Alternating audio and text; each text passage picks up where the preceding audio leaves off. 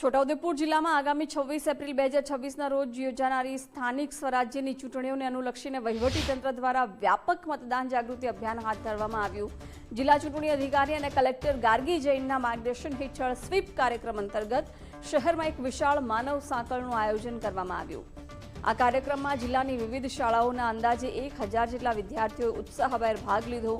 છોટાઉદેપુર નગરમાં પેટ્રોલ પંપથી માણેક ચોક સુધી યોજાયેલી આ માનવ સાંકળ દ્વારા મતદાન આપણો પવિત્ર અધિકાર છે તેવો પ્રેરક સંદેશ જનતા સુધી પહોંચાડવામાં આવ્યો હતો।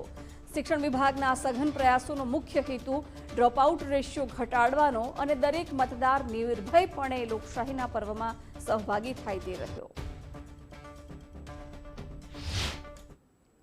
જાગૃતિ કેમ્પેન ના આધારે એક હ્યુમન ચેન બનાવવામાં આવી છે છોટાઉદેપુર તાલુકા નગરપાલિકા સાથે અને આ હ્યુમન ચેનમાં આશરે 1000 બાળકો અને વયસ્કોને હિસ્સા લીધું છે અને છેક માણેક ચોકથી પેટ્રોલ પંપ ચોકડી સુધી આ હ્યુમન ચેન બનાવવામાં આવી છે જે અરાઉન્ડ 1 કિલોમીટરના રસ્તા છે અને એના મારફતે અમે બધા છોટાઉદેપુર વાસીઓને વિનંતી કરીએ કે 26 એપ્રિલના રોજે જે ચૂંટણી થવાની છે જિલ્લા પંચાયત, તાલુકા પંચાયત અને નગરપાલિકાની એમાં આવીને પોતાના અમૂલ્ય વોટ આપે અને લોક ભાગીદારી તરીકે અને આપણી ડેમોક્રેસીના ભાગરૂપે એમાં પાર્ટિસિપેટ કરે।